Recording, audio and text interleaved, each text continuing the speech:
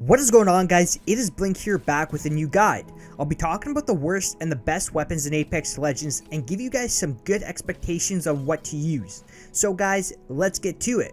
Now, I want to start off with the absolute worst weapons in the game, which is the Mozambique shotgun and the P2020 pistol. Both weapons aren't something you'd want to keep during an endgame situation. If anything, the P2020 pistol is a better weapon of choice compared to the Mozambique. Now, the Mozambique is just a very low hitting, low ammo weapon to even have the guts to hold on to. So once again, the only time you should have any of those two weapons is if you've picked them up off the start of the game. There's one more not so good weapon, but I'll get into it soon. So I want to mention what the best close range weapons would be to use. Now, some of you might be thinking it's the Peacekeeper, and personally I think it's pretty inconsistent at times, but it's still one of the best weapons to use at close ranges, especially if you find the precision choke weapon attachment. Now, what this attachment lets you do is charge up the Peacekeeper by just aiming down the sights. When you charge it up, the crosshair gets smaller, making the spread of the shot smaller, which gives you a better chance of hitting all the pellets in each shot. Now, the charge up also adds damage and distance to each shot you take. So overall, the Peacekeeper with the choke is a very good weapon to use at close range encounters. Now, another pretty good shotgun to use is actually the EVA-8 Auto. The shotgun is automatic that is not that bad, although it's not that popular to use as a secondary weapon, as most people will take the Peacekeeper over the Auto Shotty, which is fine. But recently I've been testing it out, and having a blue choke or higher makes it worth picking up. So if you've got one laying around your inventory, then don't be afraid to give it a shot. I've actually been experimenting with it more than the Peacekeeper, and I'm really liking it. Now, I want to tell you guys my favorite close range weapons to use. The first being the R99. This SMG absolutely shreds players. It's a super fast SMG that does a ton of damage close ranges. Now, if you do find the R99, you gotta find yourself that extended mag. A gray extended mag is fine, while the blue one is perfect, and a purple one is OP, adding 30 bullets per mag. I also want to mention the baby version of the R99, which is the R45. Now, I've seen other guide makers talking a little bit bad about this weapon, while it's also one of the best close range weapons to use. This little automatic pistol shoots just as fast as the R99 and punches a lot of damage into your opponents. Usually at max 2 to 3 mags, your opponents will drop dead. Now, the difference between the R99 SMG and the R45 auto pistol is that the mags don't give the same amount of ammo. So what I suggest you do is, if you have an R45 and you find yourself an R99, pick up the R99 because of the bigger mag capacity. Having a blue mag is the minimum you need to have on the R45 for it to be alright.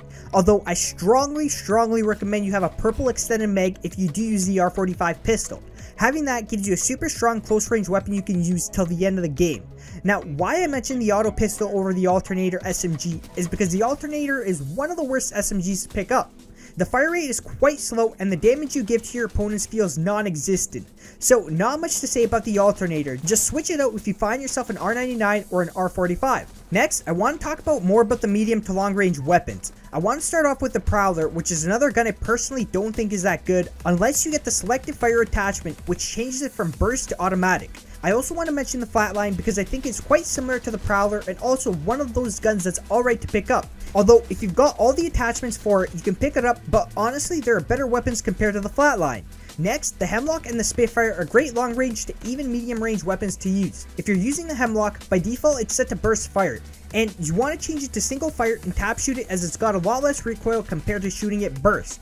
The Spitfire is great if you like using automatic guns at long to medium ranges. So basically, if you like tap shooting, then use the Hemlock. Fully auto, then use the Spitfire. Although a better weapon than the Spitfire at a medium distance is the R301 Carbine. This is probably one of the most popular primary weapons, on par with the Wingman, that is chosen pretty often by most players. I'll talk about the Wingman later. First, the R301 Carbine.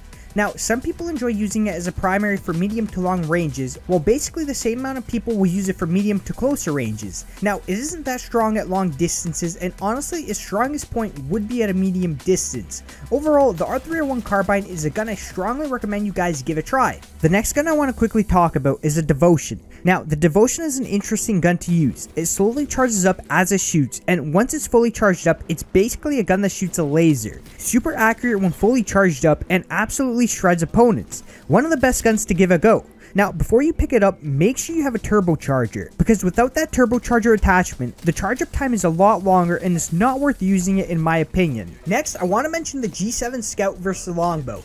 Both are super great guns to use. Now, the Longbow is a harder hitting, slower shooting weapon, while the G7 Scout is a lighter hitting, faster shooting weapon. So I want to sum both of those guns up.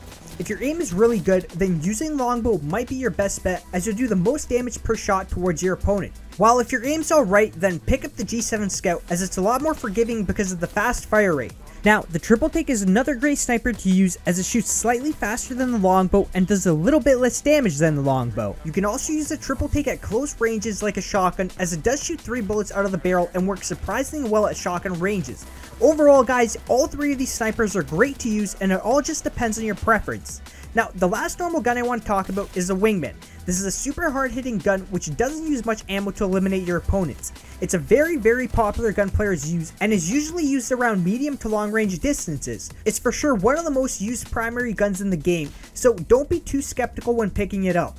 Now, lastly, I'll talk about the 2 legendary weapons, the Mastiff Shotgun and the Kraber 50 caliber Sniper. Well, both are legendary weapons and both are hard hitting. Now, if you've got the Mastiff Shotgun, you have a pretty good chance of one-shotting every opponent at close ranges. Anytime I've got the Mastiff Shotgun, I'll 1v3 push opponents inside buildings no problem.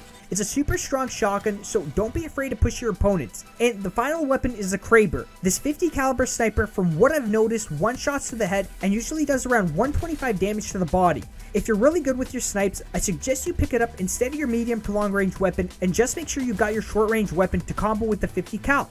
So guys, that's basically everything. From my experience, I've tried to explain the best and the worst weapons in the game. That way you guys have a pretty good understanding of what's worth picking up or not.